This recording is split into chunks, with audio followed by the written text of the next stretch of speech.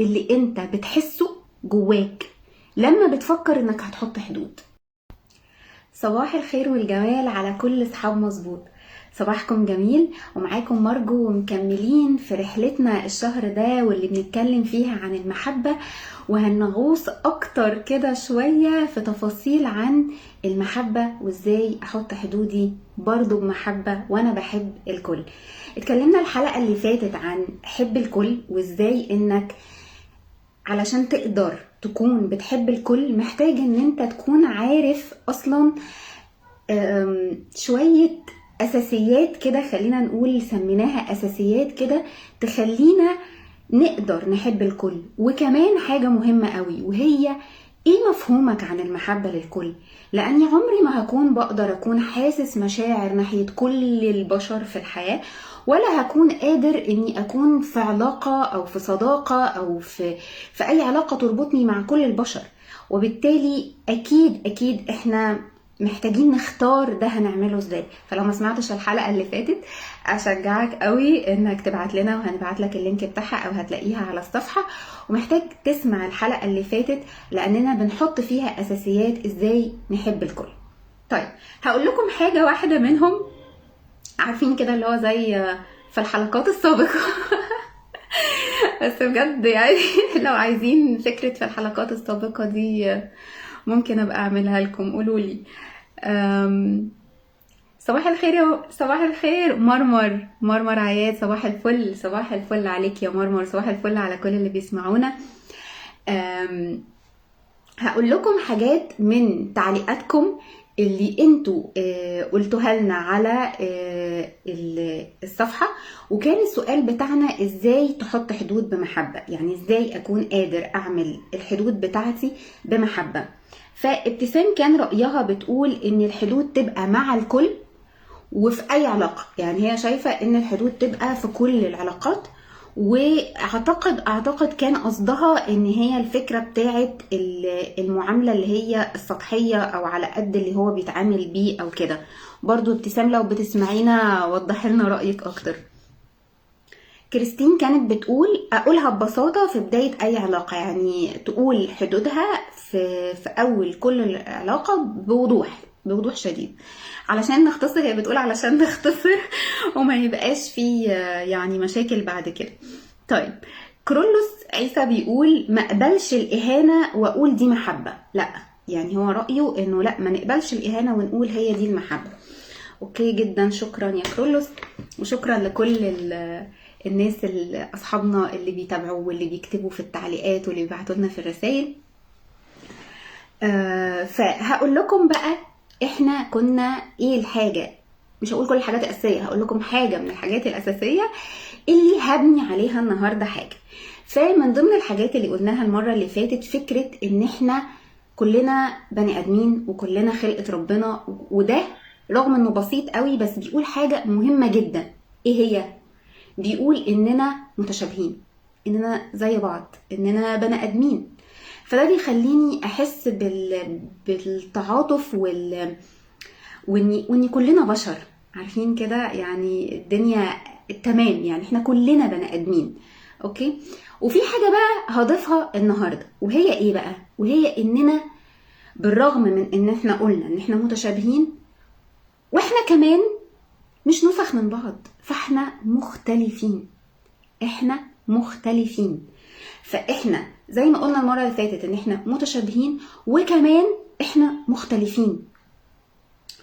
وبالتالي في حاجة عايزة اقولها، ليه خدت بتاعت المرة اللي فاتت وبقول بتاعت المرة دي التشابه والاختلاف؟ لاني عايزة اقول انه بالرغم من اختلافنا ان احنا مختلفين عن بعض، لكن في اساس قلناه ان احنا متشابهين. والحاجتين دول بيقولوا ان احنا في النهاية بني ادمين محتاجين بعض. يعني ركزوا فيها، احنا في النهاية بني ادمين محتاجين بعض. محتاج اكون في ناس معايا، محتاج البشر اللي حواليا، مش هعيش لوحدي، ربنا خلقنا لبعض يا جماعة. فانا محتاج اكون في مع الناس، اوكي، في علاقات حلوة بتساعد. بس في نفس الوقت لاني لسه قايلة من شوية اننا مختلفين، فانا مش هقدر اعمل ده مع الكل. ولا هقدر احس ده مع الكل لاننا مختلفين. فاكيد طباعي والحاجات اللي بتريحني والحاجات اللي بتريح اللي قدامي مختلفة، واهتماماتي وحاجات كتير مختلفة. فانا حقي اميز واختار، حقي اميز واختار. ركزوا فيها، ده مش بيقلل خالص من المحبة، مش بيقلل خالص من المحبة. انا حقي اركز واختار واميز. اوكي؟ طيب، مش عاوزة بس انسى حد من اصحابنا. صباح الفل على كل الناس، مريانا واحمد وكل اللي بيسمعنا، يعني صباحكم جميل. طيب، فاحنا كده اتفقنا ان احنا متشابهين، في نفس الوقت احنا مختلفين، احنا مش من نسخ من بعض، وكمان احنا محتاجين لبعض، احنا محتاجين لبعض. اوكي؟ وده اللي يودينا لفكرة الحدود. انا محتاج احط حدود. يا جماعة في ناس لما بسألهم عن نقطة الحدود دي بلاقي اول تخيل في دماغهم احط حدود دي معناها ان انا يعني بس خلاص انا هحط حدود للشخص ده ومش هتكلم معاه تاني ولازم يفهم حدوده. مش هو ده. ولا اني انا هعرفه حدوده كويس وانه المفروض ما يتخطاش وازاي يتكلم. مش هو ده خالص اللي احنا نقصده عن الحدود. اللي مفهومنا عن الحدود هو اللي هيحدد انا هتعامل ازاي. علشان كده النهاردة محتاجين، يعني قبل ما نقول يلا يا مرجو قولي لنا، احنا كنا بنتكلم على ازاي نحط حدود بمحبة، يلا 1 2 هنحط حدود ازاي، هنروح نتكلم مع الشخص ازاي. لا، هو انا شايفة ان الموضوع اعمق من كده شوية، وانه اللي يساعدني اني اعرف اعمل ده، لانه انت الوحيد اللي هتعرف تعمل ده بطريقتك، لان الشخصيات مختلفة وعلاقاتك اصلا مختلفة. بس هي الفكرة انه اللي هيساعدنا قوي فكرة اني اعرف ايه هي الحدود بالنسبة لي، ايه مفهومها، وليه هي مهمة، ايه لازمتها.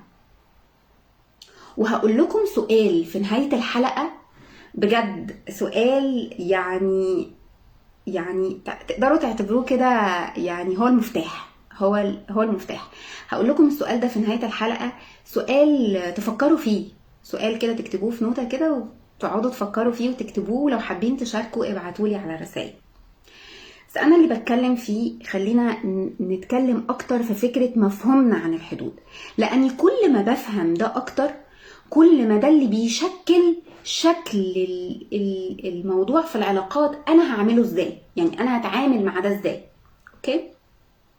طيب، ايه فكرة الحدود اصلا؟ احنا قلنا الحدود مش فكرة ان انا زعلان من الشخص ده فاحط حدود، ولا فكرة ان انا يعني متخانق، او يعني مش كده. الحدود دي شيء مهم في كل حاجة في العلاقات. انا لو فهمت هي ايه هدفها وايه هي، هعرف انها قد ايه هي مهمة جدا. هحكي لكم قصة. زمان سمعتها، كان في دكتور اجنبي كده بيقول عن انه عملوا دراسة كده على، عارفين الانافد اللي هي بتبقى مطلعة شوك دي، عارفينها؟ فلقوا انه لما بيبقى الدنيا برد، اعذروني يعني هو الموضوع من زمان قوي، بس يعني ايه، هقول لكم الفكرة بتاعته. قالك ايه بقى، ان الانفد ده بيبقى عاوز يقربوا من بعض لانه الدنيا برد، فبيبقوا ايه، بيحاولوا يقربوا، فاول ما يقربوا بيتشوكوا. اوكي؟ فبيحاولوا ان هما يبعدوا، فاول ما يبعدوا بيبردوا. فيقولوا ايه بقى، لقوا ان هما بيحاولوا يتحركوا يتحركوا يتحركوا لغايه لما يبقوا قريبين، بس من غير ما يعوروا بعض او يشوكوا بعض. فهمتوا الفكره؟ فبحيث انه هما يتدفوا وفي نفس الوقت محدش يعور التاني. وده بالظبط اللي احنا بنتكلم عنه في الحدود. احنا محتاجين بعض، محتاجين نتدفى ببعض، زي كده التشبيه اللي بقوله لكم، بس في نفس الوقت محتاج احافظ على حدودي علشان لا انا اعور حد ولا حد يعورني، لا انا اذي حد ولا حد يأذيني. فهي دي فكرة الحدود. الحدود فكرتها كده كأنها ايه، بتحدد شكل العلاقة دي، او برسم، عارفين كده زي ايه، لما يكون مكان او مصنع او حاجة كبيرة وفي سور، يعني السور ده بيحمي المكان وبيحمي الناس اللي بره على فكرة. اوكي؟ فهو ده بيحدد الموضوع، ومش علشان هو يبقى شخص حلو قوي يبقى المفروض ما يبقاش فيه سور، او يبقى ده انت كده مش محب. لا يعني عارف لو انت بتحب الناس ما كانش هيبقى فيه اسوار، لا بالعكس، هو فيه سور بيحدد، بس فيه باب ينفع اطلع وادخل، وينفع استقبل، وينفع يكون هو ده البوابة للتواصل يعني. فاهمين قصدي؟ بس فهي دي فكرة الحدود. فانا لو بصيت لها من المفهوم ده هلاقي ان الموضوع جميل، يعني هلاقي ان الموضوع حلو انه يتعمل مع كل العلاقات طبعا باشكال الحدود دي. يعني ايه درجات، عارفين كده زي لما احنا في العلاقات نقول ان احنا بنبني الثقة واحدة واحدة، كذلك الحدود في العلاقات شكلها مختلف ولحد فين مختلفة حسب علاقاتك ايه، لكن كل العلاقات محتاجة ده. تمام؟ فاحنا كده يا جماعة فهمنا ايه هي مفهومنا عن الحدود، وايه لازمتها ان هي قلنا بتحدد شكل العلاقة. هقول لكم حاجة بجد يعني حلوة قوي، الحدود بتحمي العلاقات. تخيلوا يعني الناس اللي فاهمة ان الحدود دي بنحطها علشان العلاقة دي باظت، والعلاقة احنا اللي سيبنا ما حطيناش حدود من البداية فالعلاقة وصلت لكده. يعني احنا اللي سيبنا يحصل تداخل ويحصل مشاكل وبعدين افتكرنا ان احنا هنحط حدود. تخيلوا احنا لو فعلا فاهمين معنى الحدود من البداية وحاطين الحدود من البداية بالشكل المناسب تدريجيا، كنا هنحمي علاقات كتير من غير ما نوصلها لمراحل سيئة، او كنا هنرسم علاقات كتير تبقى محددة وواضحة من غير ما نوصلها لحاجات تانية، او من غير ما احنا نتعب او نتعب اللي قدامنا. اوكي؟ طيب دلوقتي اخر حاجة هقولها لكم وهي السؤال اللي كنت هقوله لكم. اوكي؟ بس قبل السؤال عايزة اقول لكم حاجة، ان السؤال ده اتمنى ان انتوا تكتبوا كده في نوتس، تفكروا فيه، تبعتوا على الرسائل لو تحبوا وانا هرد عليكم. يعني نفسي نفكر في الفكرة دي اكتر، لانه يعني المرة الجاية هنتكلم عن ازاي انا دلوقتي لما باجي احط حدود دي واقول حدودي، او اقول للشخص اللي قدامي ان الحاجة دي بتضايقني او ان الحاجة دي بتتعبني، فلو سمحت من فضلك ما تعملهاش تاني. والسؤال ده بيتكرر قوي وبيتبعت لي كتير، اللي هي فكرة ايه؟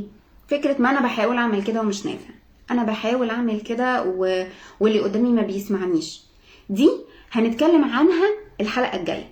طيب ايه الواجب بقى او ايه السؤال اللي خلينا نفكر فيه قبل بقى ما نتقابل المرة الجاية؟ السؤال ده كالآتي: ايه اللي انت بتحسه جواك لما بتفكر انك هتحط حدود؟ سيبك دلوقتي، انا مش بكلمك عن الشخص اللي قدامك وافق، قبل، رفض الحدود دي، رضي، مرضيش، مش ده موضوعنا. اوكي؟ ده هنتكلم عنه قوي الحلقة الجاية. اوكي؟ دلوقتي انا فيك انت كشخص، انت بتحس ايه لما بتفكر ان انا هحط حدود؟ انا رايحة احط حدود، هل بتحس بالذنب؟ هل بتحس بضيق؟ هل بتحس ان انا كده مش شخص كويس لاني مش محب كفاية، يعني بضايق اللي قدامي؟ شوف انت بتفكر في ايه او بتحس ايه اول ما انت تفكر انك هتحط حدود للشخص اللي قدامك. بجد ده سؤال مهم جدا ان احنا نفكر فيه قوي. واستنوني الحلقة اللي جاية يوم الاربعاء الساعة 9 لايف مع مارجو في الخفيف. هنتكلم اكتر عن لما دلوقتي اقول لحد ان انا عايزة احط حدود واوضح ايه هي، وده ما يحصلش وما يتعملش، انا اعمل ايه. اوكي؟ استنوني وهنتقابل الاربعاء اللي جاي. يومكم جميل، سلام.